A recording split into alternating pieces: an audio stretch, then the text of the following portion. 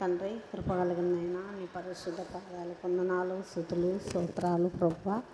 కృతజ్ఞత స్తుతులు చెల్లిస్తున్నాం. నేను పాటల ద్వారా, వాక్యం ద్వారా ఘనత మహిమ నీకే చెల్లించుకుంటున్నాం ప్రభువా. అవునైనా ఏమైతే మాట్లాడబోతున్నావో ప్రభా, నీ సేవకుని ఒక బుర్రగా వాడుకోండి. సిలువు సాటును మరువపరచుకోండి. ఈయనే చెవులు గ్రహించే మనసును మాకు దయచేయండి ప్రభా. సాయం చేయండి, కృప చూపించండి, దయ చూపించండి, కనికరించమని అడుగుతున్నాం. నేను మా ప్రార్థన ఆలకించండి. నేను మా ప్రార్థనలకు జవాబునిమ్మని యేసుక్రీస్తు పరిశుద్ధమైన నామంలో స్తుతించి ప్రార్థన చేసి దీనంగా అడిగి వేడుకుంటున్నాం తండ్రి. ప్రార్థించిన అమ్మగారికి ప్రభు పేరిట వందనాలు చెల్లించుకుంటున్నాను. ప్రేమైన దేవుని పిల్లలారా, మీకందరికీ యేసుక్రీస్తు ప్రభుల వారి ఉన్నతమైన నామమున నా హృదయపూర్వక వందనాలు చెల్లించుకుంటున్నాను. అందరికీ వందనాలమ్మా. కొద్దిసేపు జాగ్రత్తగా దేవుని యొక్క వాక్యాన్ని మనం జ్ఞాపకం చేసుకుందాం. ఈరోజు వాక్యం చాలా బాగుంటుంది. మీరు మనస్సు పెట్టి వింటే గనక నిజంగా దేవుడు ఎలాంటి వాడు అన్నది అర్థమవుతుంది. మీరు ఒకవేళ మనస్సు పెట్టకుండా వింటే ఏం అర్థం కాదు. మధ్యలో కొన్ని ప్రశ్నలు వేస్తా, మీరు సమాధానం కూడా చెప్పాల్సి వస్తుంది. కొన్ని ప్రశ్నలు అడుగుతూ ఉంటా, సమాధానం చెప్పాలి. అది జ్ఞాపకం చేసుకోండి. జాగ్రత్తగా విందాం. ముందుగా వాక్యాన్ని మనం చదువుకుందాం. ఆదికాండ ధ్యానంలో ఉన్నాం కనుక 18వ అధ్యాయం ఒకసారి తీద్దాం. ఆదికాండం 18వ అధ్యాయము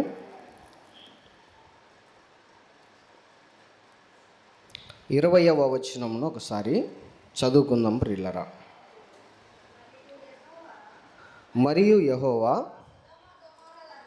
సొదొమ గొమొర్రాలను గూర్చిన మొర గొప్పది గనుకను వాటి పాపము బహుభారమైనది గనుకను నేను దిగిపోయి నా యొద్దకు వచ్చిన ఆ మొర చొప్పుననే వారు సంపూర్ణముగా చేసిరో లేదో చూచెదను. లేని ఎడల నేను తెలుసుకొందున. నేను ప్రేమైన దేవుని వారలారా, యెహోవా తండ్రి అబ్రహాము గారి కాలంలో ఉన్నప్పుడు ఒక మొర ఆయన యుద్ధకు వెళ్ళిందంట. దేవాది దేవుడు మొర ఆయన యుద్ధకు వెళ్ళడము అని అంటే అర్థం ఏంటంటే, ఒక విజ్ఞాపన, ఒక ప్రార్థన ఆయన దగ్గరకు చేరింది అని. మొర అంటే ఏంటంటే విజ్ఞాపన లేదా ప్రార్థన లేదా ఏడుపు అనేటువంటి అర్థం కూడా వస్తుంది. ఇంతకీ దేవుని యుద్ధకు చేరినటువంటి మొర ఏం మొర, దేనికి సంబంధించినది? మొరలలో, ప్రార్థనలలో, విజ్ఞాపనలలో చాలా రకాలు ఉంటాయి. విజ్ఞాపనలలో చాలా రకాలు ఉంటాయి. ఎన్ని రకాలు ఉంటాయా అంటే అన్ని రకాలు ఉంటాయి. ఎలాంటివి? విజ్ఞాపన, ప్రార్థన అంటే అడగడం. దేని గురించైనా అడగచ్చు. ఒక్కొక్కరు ఒక్కో దాని గురించి అడగచ్చు. అందరూ కలిసి ఒకే దాని గురించి అడగడం అంటూ అది అసాధ్యం, కుదరనటువంటి పని. అడిగితే ఇంకా మన విశ్వాసాలు మన అందరం కలిసి ఒకదాని గురించి ఎప్పుడైనా కానీ ఒక అంశం మీద ప్రార్థన చేయొచ్చు, ఒకటి అడగచ్చు. కానీ అన్ని విషయాల్లో మనం ప్రార్థనలు, మన విజ్ఞాపనలు ఒకటిగా ఉంటాయా? ఉండవు. ఒక్కొక్కరు ఒక్కో దాని గురించి అడుగుతారు. ఫర్ ఎగ్జాంపుల్, ఒక అమ్మ భర్త గురించి అడుగుతుంది, ఒక అమ్మ తల్లి పిల్లల గురించి అడుగుతుంది, ఒక అయ్య పని గురించి అడుగుతాడు, మరొక వ్యక్తి ఉద్యోగం గురించి అడుగుతాడు, మరొక ఆవిడ ఆస్తిపాస్తుల గురించి అడగచ్చు, మరొక ఆయన వాహనం గురించి అడగచ్చు. రకరకాలైనటువంటి విజ్ఞాపనలు ఉంటాయి. ఒక్కొక్కరు ఒక్కో రకమైనటువంటి విజ్ఞాపన చేస్తారు. మరికొందరు పలానా వాళ్ళ వల్ల నాకు ఇబ్బంది ఉంది ప్రభువా, జ్ఞాపకం చేసుకో, వాళ్ళు ఇలా చేస్తున్నారు నా పట్ల అనేటువంటి విజ్ఞాపనలు కూడా ఉంటాయి. ఎందుకు? ఫర్ ఎగ్జాంపుల్, మనమే అంటాం, ఒకరి కింద పని చేస్తున్నాం. మన పైన అధికారి కఠినంగా ఉన్నాడు అనుకో, మన పైన ఉండేటువంటి అధికారి మన మీద అజమాయిషి చలాయిస్తూ నియంత పాలన చేస్తూ మనల్ని చాలా ఇబ్బంది పెడుతూ ఉన్నప్పుడు మనం దేవునికి ఏమని మొరపెడతాం? ఒకటే, అయ్యా నా యజమానుడు ఇలా ప్రవర్తిస్తున్నాడు, నా పైన ఉన్నటువంటి అధికారి ఇలా ప్రవర్తిస్తున్నాడు, ఆయన మనస్సును మార్చండి, ఆయనలో ఉన్నటువంటి కఠినత్వాన్ని తీసేయండి ప్రభువా అని మనము విజ్ఞాపన చేస్తాం, మొరపెడతాం దేవునికి. అలాంటి మొరలలో ప్రపంచవ్యాప్తంగా ఉన్నటువంటి మనుషులందరూ పెట్టేటువంటి ఈ మొరలలో నుండి ఒక మొర ఆయన యొద్దకు చేరింది. ఆ మొర ఎలా ఉందో చూడండి. ఏమంటున్నాడు? 19వ వచనం మళ్ళా చదవండి మా. మరియు యెహోవా సొదొమ గొమొర్రాలను గూర్చిన మొర గొప్పది గనుక వారి పాపము ఏమైందంట? బహుభారమైనది అంటున్నాడు. చూడండి, ఏం భారమైనది? వారి పని భారమైనది కాదు. ఒకప్పుడు ఇశ్రాయేలీలు పని భారము చేత దేవునికి మొరపెట్టారు. ఏమని?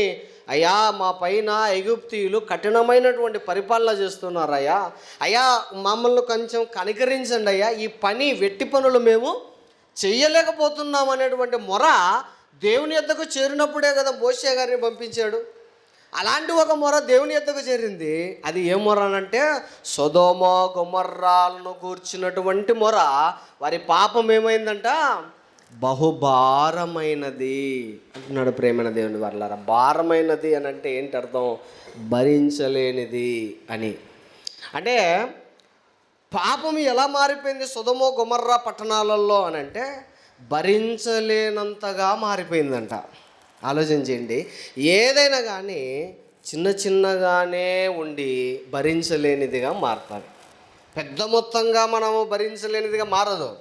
చిన్న చిన్నగా ఉండి తర్వాత అది ఎలా మారిపోతుందంటే భరించలేనిదిగా మారిపోతుంది. ప్రేమైన దేవుని వర్లరా, ఒకసారి ఒక ఎగ్జాంపుల్ చెప్తా, మీరు బాగా ఆలోచన చేయండి. ఫర్ ఎగ్జాంపుల్, అడవిలో చిన్న నిప్పు రవ్వ పడింది. ఎవరైనా పెద్దగా తీసుకుంటారా? పెద్దగా పట్టించుకుంటారా? అడవిలో, అంత పెద్ద అడవిలో చిన్న నిప్పు రవ్వని ఎవరు పట్టించుకోరు. కానీ ఆ నిప్పు రవ్వ గాలికి తోడై విస్తరించి అధికమైపోయిన తర్వాత అందరూ భయపడతారు. చూడండి, అడవంతా కూడా ఏమైపోతుంది? తగలబడిపోతుంది అని. నిప్పు రవ్వ చిన్నదే, కానీ అది ఒక స్టేజ్కి పోయిన తర్వాత భరించలేనిదిగా, భారమైనదిగా మారిపోతుంది. ఒక చిన్న నిప్పురవ్వను ఆర్పడం ఎంత సులువు చెప్పండి. ఒక చిన్న నిప్పురవ్వ ఉంది, ఆ నిప్పురవ్వను ఆర్పడం చాలా తేలిక. లేదంటే దానికోసం ఏమన్నా మనము అగ్నిమాపక దళానికి మనం ఫోన్ చేసి ఫైర్ స్టేషన్కి, నాయనా ఫైర్ ఇంజన్ పంపించండి, ఇక్కడ ఒక నిప్పురవ్వ ఉంది, దాన్ని ఆర్పాలి అంటామా? అనం. చూడు, అదే నిప్పు రవ్వ ఎక్కువైపోయి ఈ పెద్ద మంటలుగా చెలరేగిపోతున్నప్పుడు అది ఆర్పడం చాలా భారమైనటువంటి పని, చాలా బరువుతో కూడుకున్నటువంటి పని. అదే పాపం కూడా అలాంటిదే. ప్రేమైన దేవుని వర్లరా, అది చిన్నగా ఉన్నప్పుడు మనం చాలా తేలికగా తీసుకుంటాం. కానీ అది చిన్న చిన్నగా అది ఫస్ట్ చిన్న చిన్న తప్పులతోనే ప్రారంభించి, పాపం అనేది ఎలా ప్రారంభమవుతుంది అంటే చిన్న తప్పులతోనే ప్రారంభమవుతుంది. చిన్న అబద్ధమే కదా, ఏం కాదులే ఆడు అంటుంది. చిన్న తప్పే కదా, ఏం కాదులే చెయ్యి అంటుంది. చిన్న పాపమే కదా, ఏం కాదులే చెయ్యి అంటుంది. తర్వాత అవే పెద్ద తప్పులుగా, పెద్ద పాపముగా మారిపోతుంది. ప్రేమైన దేవుని వర్లరా, అప్పుడు అది భరించలేనిదిగా, భారమైనదిగా మారుతుంది. చిన్నగా ఉన్నప్పుడు మనం పెద్దగా అనిపించదు, కానీ అది పెద్దది అయిపోయిన తర్వాత అయ్యో నేను ఇంకా దీన్ని తట్టుకోలేకపోతున్నాను, దీన్ని భరించలేకపోతున్నాను అనేటువంటి మాట మాట్లాడాల్సి వస్తుంది. ప్రేమైన దేవుని వర్లరా, ఉదాహరణగా మనం ఒక వ్యక్తి చిన్న అప్పులు చేస్తూ ఉంటాడు. చిన్న అప్పులు తేలికగా తీసుకుంటాడు, అదేం పెద్దగా అనిపించదు. కానీ ఒకరోజు వడ్డీతో కలిపి బ్యాంకులో మొత్తం చెల్లించాల్సి వచ్చినప్పుడు చూడండి అది ఎంత భారంగా ఉంటుంది. చిన్న చిన్నవి అయితే చిన్న అప్పులను ఏం చేస్తామంటే తేలికగా తీసుకుంటాం, చిన్నయ్యేలే ఏం కాదులే ఎప్పుడైనా తీర్చొచ్చులే అని అనుకుంటాం. ఆ చిన్నవన్నీ కలిపి పెద్ద అప్పుగా మారి దానికి వడ్డీ కూడా మీదేసినప్పుడు అది పెద్ద మొత్తంలో కట్టాల్సి వస్తుంది చూడు, అప్పుడు అది ఎలా ఉంటుందంటే భారంగా ఉంటుంది. ప్రేమైన దేవుని వర్లారా, పాపం కూడా అంతే. చిన్న తప్పులన్నీ కలిపి ఒక మెగా తప్పుగా, పెద్ద తప్పుగా మారిపోయి అది మనము భరించలేనంతగా మారిపోతుంది. ఆ మొర ఎవరి దగ్గరికి వెళ్తుంది? దేవుని దగ్గరికి వెళ్తుంది. అప్పుడు దేవుడు తీర్పు తీర్చడానికి తీర్పులోనికి వెళ్ళాల్సినటువంటి పరిస్థితి వస్తుంది. ప్రేమైన దేవుని వర్లరా, దేవుడు తీర్పులోనికి వెళ్ళక ముందే చిన్న తప్పుల దగ్గరే, చిన్న పాపాల దగ్గరే మనం ఏం చేయాలంటే పశ్చాత్తాపముతో దేవుని సన్నిధిలో అడగాలి. ప్రేమైన దేవుని వర్లరా, మొరపెట్టాలి. దేవుని దగ్గర మనము పశ్చాత్తాపముతో మన పాప విషయమై మొరపెడితే మన పాప సంబంధమైనటువంటి బహుభారమైనదిగా మారి దేవుని దగ్గరకు వెళ్ళదు. కానీ ఆ రోజు సొదొమ గొమొర్రాల పట్టణాల యొక్క పాప భారం ఎక్కువైపోయింది కాబట్టి, భరించలేనిదిగా మారిపోయింది కాబట్టి, వాళ్ళు పశ్చాత్తాప పడలేదు కాబట్టి, నిర్లక్ష్యం చేశారు కాబట్టి వాళ్ళ యొక్క మొర, పాప సంబంధమైనటువంటి ఆ మొర బహుభారమైనదిగా ఎవరి యొద్దకు చేరింది? ఆ మొర దేవుని దగ్గరకు చేరింది. ప్రేమన దేవుని వర్లారా, ఎప్పుడు దేవుడు తీసుకున్న నిర్ణయం తీర్పు తీర్చాలనుకున్నాడు. అందుకే ఆకాశము నుండి ఏం కురిపించాడు? అగ్ని గంధకాలను కురిపించి 2 పట్టణాలను నాశనం చేశాడు. నాశనం చెయ్యకముందు ఆయన అవకాశాలు ఎన్నో ఇస్తాడు. నాశనం చేయకముందు, తీర్పులోనికి తేకముందే ఆయన పశ్చాత్తాపడడానికి అవకాశం ఇచ్చాడు, మారడానికి అవకాశం ఇచ్చాడు, ప్రభు దగ్గరికి రావడానికి కూడా అవకాశాలు ఎన్నో ఇస్తాడు. వాటన్నింటినీ తప్పించి, వాటన్నింటినీ లెక్క చేయకుండా ఉన్నప్పుడే ఆ మొర బహుభారమైనదిగా దేవుని సన్నిధికి చేరుతుంది. అప్పుడు ఆయన తీర్పులోనికి తీసుకొని వస్తాడు. ప్రేమైన దేవుని వర్లరా, అందుకే ఆ సొదొమ గొమొర్రాల పట్టణాల యొక్క పాప భారం ఏమైపోయిందంట? బహుభారముగా మారిపోయి ఆ మొర దేవుని సన్నిధికి చేరింది. అప్పుడు ఆయన తీసుకున్న నిర్ణయం ఏంటో తెలుసా? అప్పటికీ కూడా వెంటనే నా దగ్గరికి మొర వచ్చింది కదా, ఈ విజ్ఞాపన వచ్చింది కదా అని చెప్పేసి వెంటనే తీర్పులోని తీసుకొని రాకుండా ఆయన ఒక మాట అంటున్నాడు, నేను వెళ్ళి వారి మధ్య ఈ తప్పులు జరిగాయో లేవో, ఈ పాపం భారమైనదిగా మారిందో లేదో అని ఏం చేస్తాడంట? తెలుసుకుందును అంటున్నాడు. చూడు, అంటే ఒక అప్లికేషన్ కలెక్టర్ దగ్గరికి రాగానే వెంటనే ఆ అప్లికేషన్ మీద యాక్షన్ తీసుకోడు, ఆ అప్లికేషన్ సంబంధించినటువంటి యాక్షన్లోకి వెళ్ళడు. ఆరాధించాడు, తెలుసుకుంటాడు, తెలుసుకున్న తర్వాత అది నిజమైతేనే యాక్షను తీసుకుంటాడు. తర్వాత ప్రొసీడింగ్ ముందు అంత ఎంక్వైరీ తర్వాతనే. దేవుడు కూడా అదే అంటున్నాడు. ప్రియులరా, నా దగ్గరికి మొర వచ్చింది సొదొమ గొమొర్రాల పట్టణాల గురించి, వెంటనే వాళ్ళ మీద నేను యాక్షన్ తీసుకోవాలని అనుకోలే. ఏమన్నాడు తెలుసా? నేను దిగిపోయి నేను వెళ్ళి వారి మధ్య ఇది జరిగిందో లేదో తెలుసుకుందును అని అంటున్నాడు. దేవుని న్యాయం ఇలాగే ఉంటుంది. ప్రేమైన దేవుని వర్లారా, దేవుని న్యాయం ఎంత గొప్పదంటే, ఒక ఉదాహరణ చెప్తా, ఒక స్టోరీ. ఏంటంటే ఒక పెద్ద ఆయన ఒక ఊరు నుండి మరొక ఊరు, దూర ప్రాంతంలో ఉన్నటువంటి మరొక ఊరికి వెళ్తున్నాడు. ఒక పెద్ద ఆయన ఒక ఊరు నుండి మరొక దూర ప్రాంతంలో ఉన్నటువంటి ఊరికి వెళ్తున్నాడు. ప్రయాణం చాలా భారమైనది, చాలా దూరమైనది. ఆ ప్రయాణ మార్గ మధ్యంలో బాగా మధ్యాహ్నం అయింది, మంచి ఆకలితో ఉన్నాడు. ఫుల్ ఆకలేస్తుంది.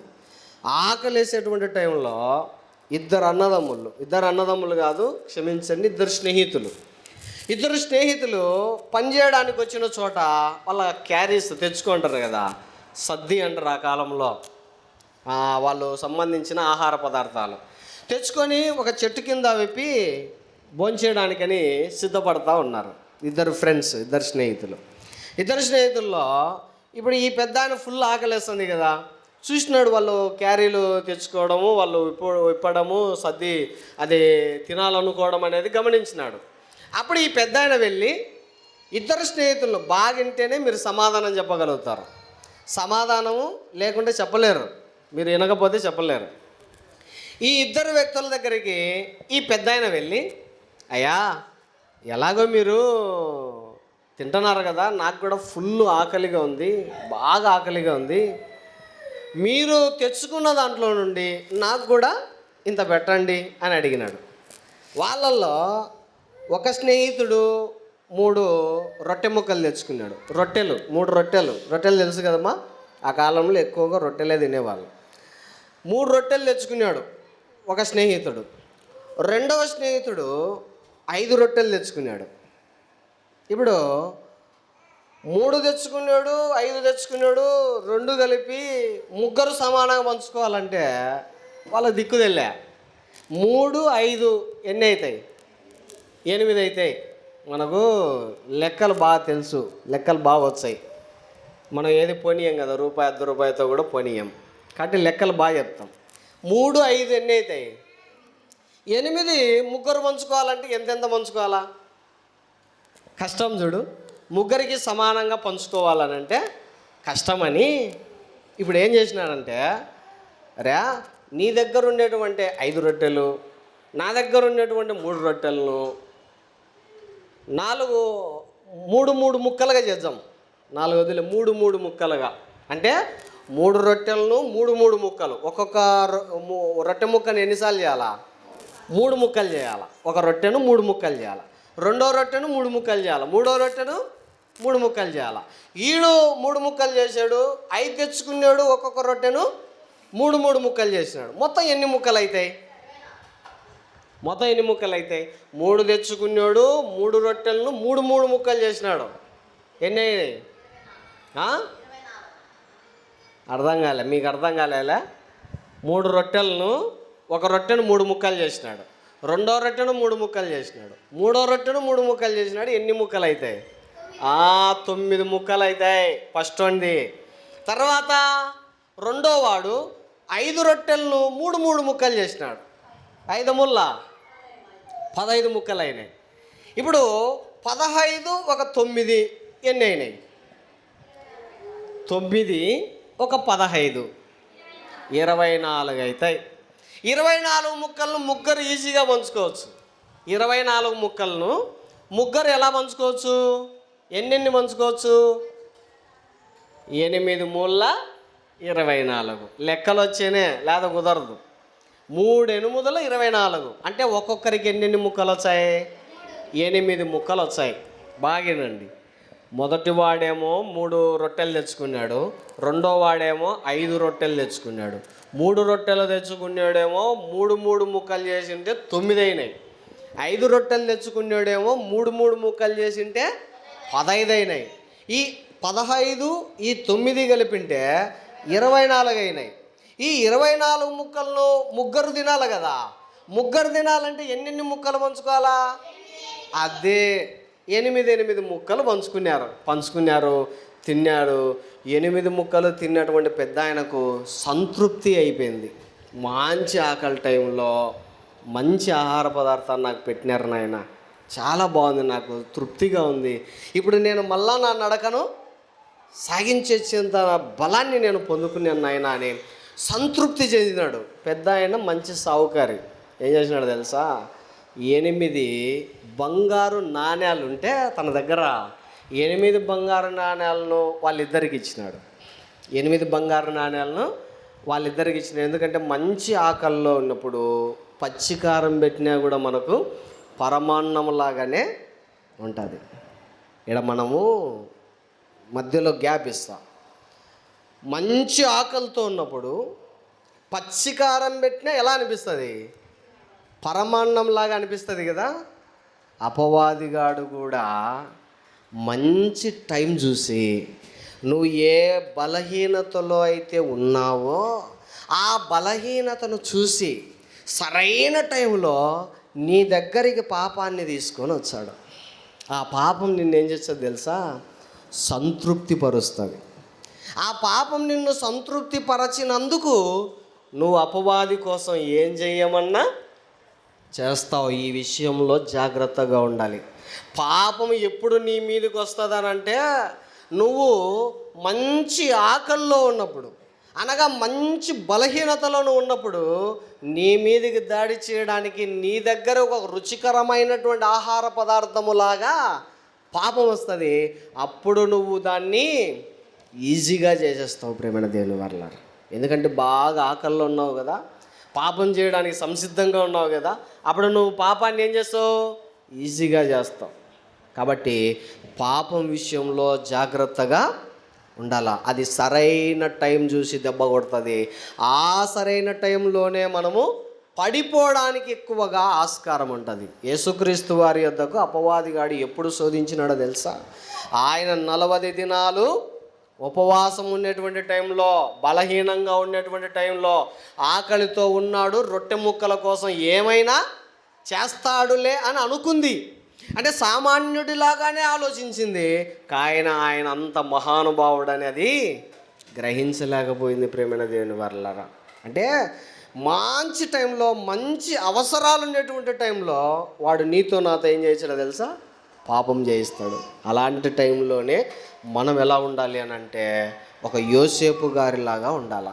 ఎవ్వరూ లేని టైం, ఎవరు అడగలేనటువంటి టైం, ఎవరు ప్రశ్నించలేనటువంటి టైం, అలాంటి పరిస్థితులలో యోసేపు గారి దగ్గరికి పాపం వచ్చింది. కానీ తప్పు చేశాడా? చెయ్యలే.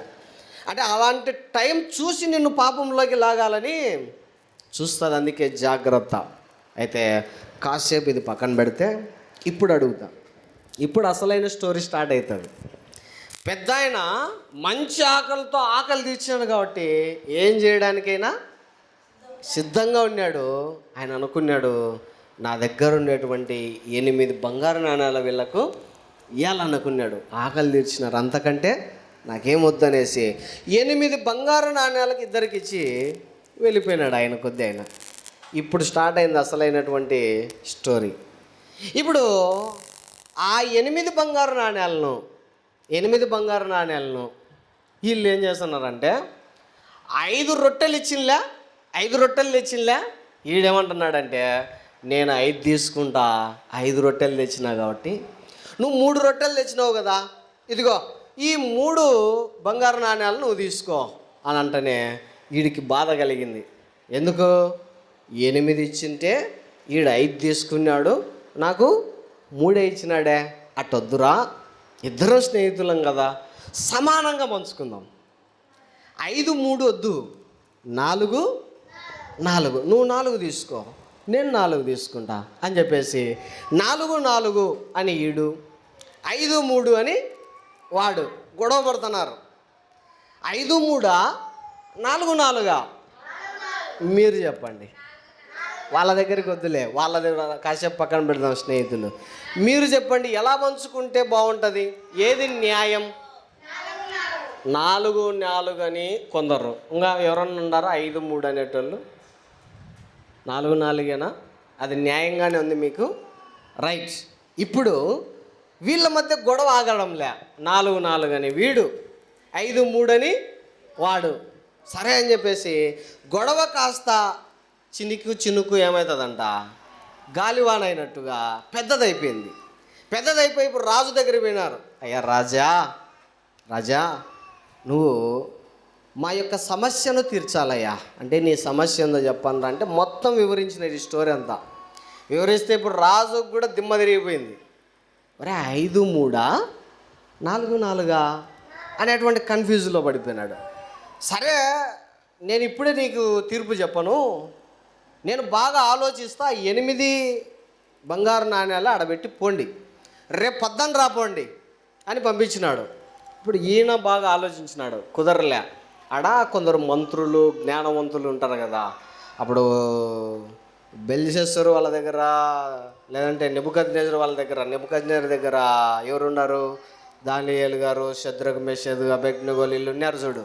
దానియేలు గారు ఉన్న మంచి జ్ఞానవంతుడు. అట్టా కొందరు జ్ఞానంగా ఉండే వాళ్ళను, కొందరు మంత్రులను, వాళ్ళని అడిగినాడు. అడిగితే వాళ్ళు కూడా ఏం చెప్తున్నారు తెలుసా? కొందరు 5, 3 అనేటోళ్ళు, కొందరు 4 అనేటోళ్ళు చెప్పినారు. వాళ్ళ కొద్ది వాళ్ళు చెప్పినారు. ఈయనకు అర్థం కాలే, అరే ఇది ఎట్టట్ట నాకేం అర్థం కాలే అని చెప్పేసి ప్రార్థన చేసుకున్నాను. నైట్కు రాత్రికి ఏం చేసుకున్నారా? ప్రార్థన చేసుకొని దేవా, నేను మానవ మాత్రుని, ఒక మనిషిని మాత్రమే, నాకు ఏది న్యాయమో అర్థం కాలే.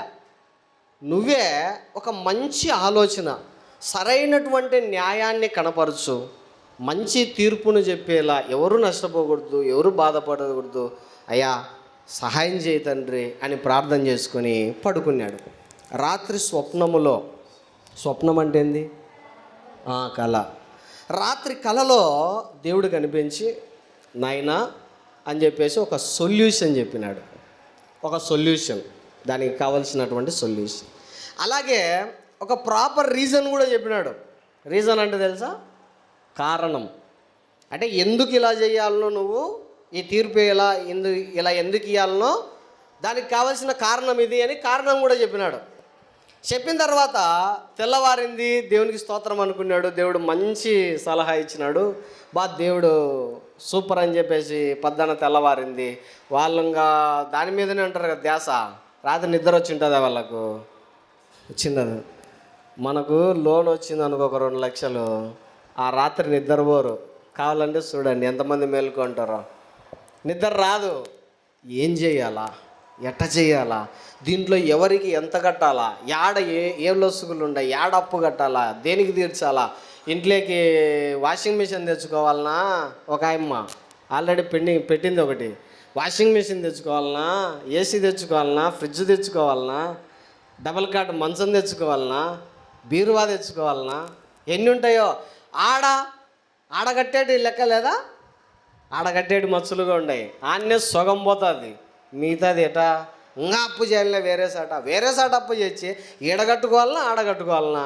ఈడగట్టే 5,000కే దిక్కులేదు, ఆడ మళ్ళీ 10,000 కట్టాలా. నెక్స్ట్ సారి కంత ఎంత అవుతుంది? 10,000 అవుతుంది. అది ఎప్పుడు కట్టాలా? 5,000 కడదాం రండమ్మా అంటేనే మనోళ్ళులే, ఇది కట్ చేస్తాంలే, మనోళ్ళు 5,000 కడదాం రాండమ్మా అంటేనే రావడం లేదు. ఇంకా 10,000 కడదాం రా అన్నప్పుడు వచ్చారా? రే ఎట్ట చేయాలబ్బా, ఈ ఆలోచనలతో దిమ్మంతా తిరిగిపోతుంది కదా, నిద్ర రాదు కదా. ఆయన కూడా ఆ సమస్యతో నిద్ర సరిగా పోలే. ఆ పడుకునే రొంచెంలోనే ఏం చేసినాడు? దేవుడు మంచి సొల్యూషన్ ఇచ్చినాడు.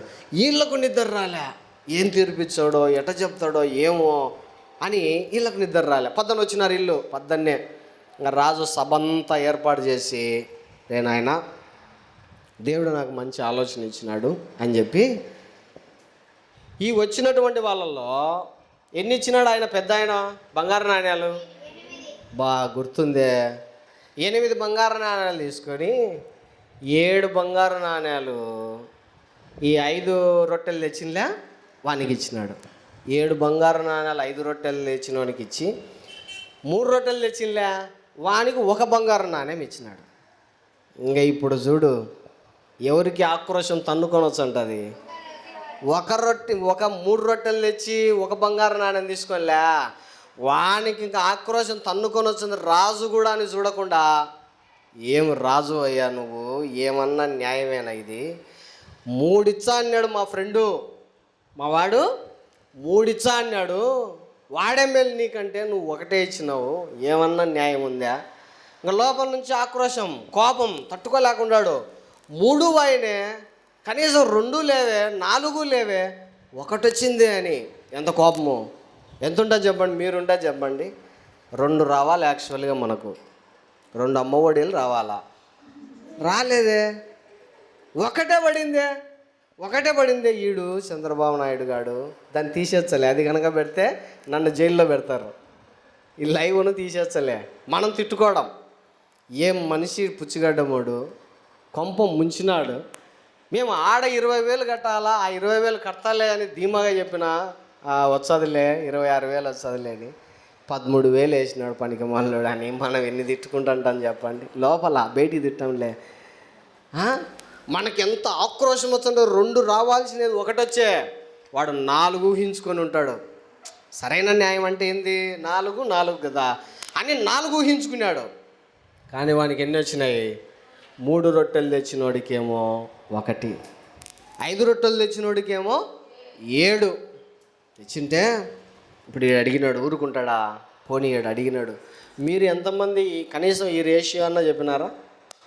4 అని కూర్చున్నారు. లేదా ఒకవేళ మనసులో మీరు అనుకోండి ఎవరన్నా 5-3 అయినా అనుకొని ఉంటారు.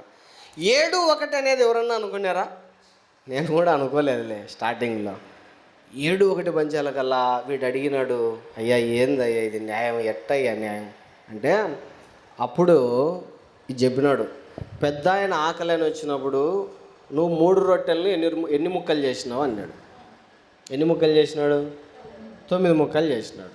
ఇప్పుడు 5 రొట్టెలు తెచ్చుకున్నాడు, ఎన్ని ముక్కలు చేసినాడు? 15 ముక్కలు చేసినాడు. అందరూ కలిపి ఎన్ని ముక్కలు తిన్నారు? 8 తిన్నారు కదా. 8 తినింటే వీడు చేసిందే ఎన్ని ముక్కలు? 9 ముక్కల్లో ఒక ముక్క ముసలోనికి వేసినాడు, ఒక ముక్క ముసలోనికి ఇచ్చినాడు. 8 ముక్కలు వీడు మెక్కినాడు కదా. వీడు 15 ముక్కలు చేసినాడు, ఎన్ని ముక్కలు ఇచ్చినాడు పెద్ద ఆయనకు? 9, 8 ఎన్ని అవుతాయి? మామూలుగా పెద్ద ఆయన 15 చేసినాడు కదా. 15లో ఈయన 8 తీసుకుంటే ఎన్ని ముక్కలు ఉంటాయి? లెక్కలు రాలా? 15లో ఎన్ని తీసేయాలా? 8 ఈయన తినాలి కదా. ఈయన ఉన్నించుకొనిలే, మిగతాటి ఎన్ని ఇవ్వాలా? అప్పకు 7 ఇవ్వాలా. 7 14, ఒకటి వేసుకో 8 కదా. అప్పుడు 15 అవుతాయి కదా. అట్ట వేసుకోవాలా. 15ను 2 భాగాలు చేసి ఎన్ని చేయాలా? 7, 8 ఎన్ని అవుతాయి? 15 అవుతాయి మా.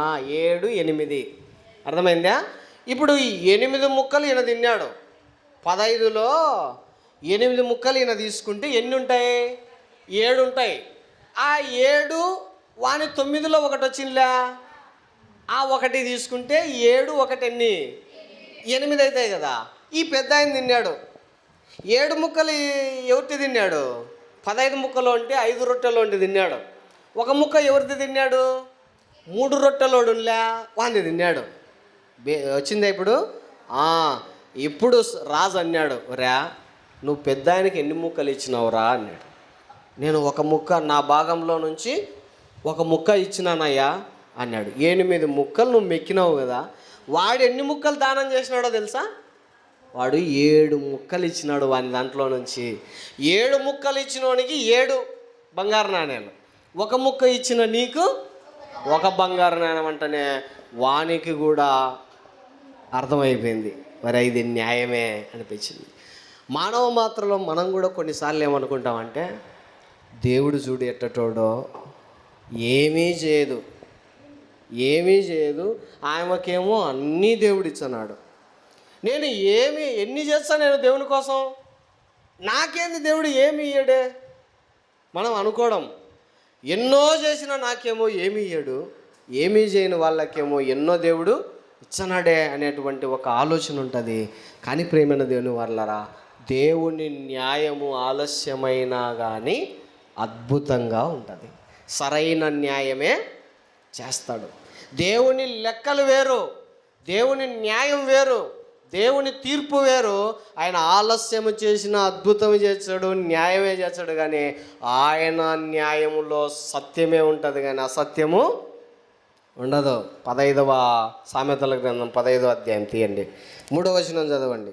సామెతల గ్రంథం 15వ అధ్యాయము 3వ వచనం చదవండి. యెహోవా కన్నులు ప్రతి స్థలము మీద ఉన్నవి, చెడ్డవారిని మంచివారిని చూస్తాయి, చెడ్డవారిని చూస్తాయి. ఎవరికి ఏది చేస్తే న్యాయమో ఆయనకు తెలుసు కాబట్టి ఆయన చేస్తాడు. దేవుడు మన మనస్సును చూస్తాడు, పై రూపాన్ని చూడడు. దేవుడు మనస్సు చూస్తాడు. నీకు న్యాయము అని అనిపించినది నీకు ఇస్తాడు. అయితే దానితో మనం ఏం చేయాలా? సంతృప్తి పడాలా. దేవుని నిందించకూడదు. మనుషుల్లో గల మనం అంటూ ఉంటాంలే, కానీ మనుషులు న్యాయం చేస్తారా? ఇప్పుడు చంద్రబాబు నాయుడు మీకు న్యాయం చేసినాడా? ఇద్దరైతే ఒకటే వేసినాడు. అదే దేవుడైతే నీకు న్యాయమే చేస్తాడు. ఇద్దరంటే ఇద్దరే, రెండే చేస్తాడు. మనుషులు న్యాయం చేయలేరు, కానీ దేవుడు న్యాయం చేస్తాడు. అందుకే దేవుని యొక్క తీర్పు మీద మనం ఆధారపడాలా. ఒకరోజు దేవుని తీర్పు వస్తుంది కదా, ఆ రోజు చూసుకుందాం అనాలా. ఇప్పటితో మనం ఏం కాకూడదు, మన లెక్కలు ఇంతే, మనం ఆగిపోతాం ఇంతటితోనే. కాదు, దేవుని తీర్పు కోసం ఎదురు చేద్దాం, అప్పుడు న్యాయం చేస్తాడు. యాక్చువల్గా ఆడ 5-3 ఇచ్చిందంటే కనుక వీడికి అన్యాయం జరిగేది. ఎవరికి? 5 రొట్టెలు తెచ్చినోడికి అన్యాయం జరుగుతుంది. అన్యాయాన్ని మనం సహించకూడదు, దేవుడు కూడా సహించడు. సరైన టైంలో ఏం చేసినాడు? సరైన న్యాయం చేసినాడు. దేవుని న్యాయం అంతే ప్రేమైన దేవుడు వర్లారా. మనం ఒకలా తలంచుతాం, ఆయన మరోలా తలంచుతాడు. ఎప్పుడు ఏది చేయాలో అప్పుడు అది చేస్తాడు. అయితే మనం ఏం చేయాలా అనంటే వెయిట్ చేయాలా. ప్రార్థన చేస్తుంటాం కదా, ప్రార్థన చేస్తుంటాం, అయ్యా నా మొర ఇది, నా ప్రార్థన ఇది, నా విజ్ఞాపన ఇది, అయ్యా నాకు ఇది సమాధానం ఇయ్యి, నాకు జవాబునియ్యి, నాకు ఇది చెయ్యి, అది చెయ్యి అని మనం దేవుణ్ణి అడుగుతాం కదా, మొరపెడతాం కదా. కానీ అప్పుడు ఆయన చెయ్యకుండా నీకు ఇచ్చే సమాధానం ఏందో తెలుసా? వెయిట్ చేయి, ఎదురు చూడు అనేటువంటి సమాధానాన్ని ఇస్తాడు. అప్పుడు నువ్వేం చేయాలా? ఎదురు చూడాలా, పక్కకు త్రోవకు వెళ్ళకూడదు. నువ్వు ఎదురు చూసిన ఆ ఎదురు చూపును బట్టి నీకు ప్రతిఫలం గొప్పగా ఉంటుంది. అది మహా గొప్ప ఆశీర్వాదం. కాబట్టి ప్రేమైన దేవుని వర్లారా, ఈ అబ్రహాము గారి కుటుంబాన్ని ఉద్దేశించి ఆయన మాట్లాడిన మాట ఇప్పుడు సొదొమ గొమొర్రా పట్టణాలను గురించి ఈయన చేసినటువంటి న్యాయము, తీర్పు అది గొప్పది. ఆయన ప్రతి మాట ఏదైతే చెబుతాడో అది చేస్తాడు. దేవుడు ఏదైతే చెబుతాడో అది చేస్తాడు. చెయ్యాలనుకున్న దాన్ని ఆయన చెప్తాడు, ముందుగానే చెప్తాడు. నువ్వు జాగ్రత్త పడు, నువ్వు సరిదిద్దుకో, నువ్వు చక్కబరచబడు, లేకపోతే తీర్పులోనికి వస్తావు. ఆ రోజు తీర్పులోనికి వచ్చిన తర్వాత, తీర్పు తీర్చిన తర్వాత మరొక అవకాశం ఇవ్వబడదు. తీర్పులోనికి రాకముందే నీకు ఎన్నో అవకాశాలు ఇస్తాను. తీర్పులోనికి రాకముందే పశ్చాత్తాపడడానికి అవకాశం ఇస్తాను. తీర్పులోనికి రాకముందే మారు మనసు పొందుకోవడానికి అవకాశాలు ఇస్తాను. తీర్పులోనికి రాకముందే బాప్తిస్మం తీసుకోవడానికి అవకాశాలు ఇస్తాను. అయితే వన్స్ నువ్వు తీర్పులోనికి అడుగు పెట్టావా, ఇంకా అవకాశాలు నీకు ఉండవు అంటాడు ప్రేమైన దేవుని వాళ్ళ. కాబట్టి మనం అందరం కూడా ఒక సొదొమ గొమొర్రా పట్టణాల వలె మారిపోకుండా, మనల్ని ఏ విషయంలో అయితే దేవుడు హెచ్చరిస్తూ ఉంటాడో అది చిన్నది కానిలే లోబడదాం, చిన్నది కానిలే తగ్గించుకుందాం, చిన్నది కానిలే దాని చొప్పున చేద్దాం, దేవుని ఆజ్ఞ ప్రకారంగా చిన్నది కానిలే ఆ దాన్ని నెరవేర్చడానికి మనం ప్రయత్నం చేద్దాం. దేవుడు గొప్ప వాటిపైన నిన్ను నన్ను నియమిస్తాడు. గొప్ప గొప్ప నిర్ణయం దేవునిది, చిన్న చిన్న ఆశలు, చిన్న చిన్న లోటుపాట్లు మనవి. కాబట్టి మనల్ని మనము సరిదిద్దుకొని దేవునికి ఇష్టలుగా మారదాం. అటు కృపణ దేవుడు మనందరికీ, మన సంఘంలో ఉన్న ప్రతి కుటుంబానికి అనుగ్రహించునుగాక. ఆమెన్. ప్రార్థన చేసుకుందాం ప్రియులారా, కళ్ళు మూసుకుందాం, తలొంచుదాం.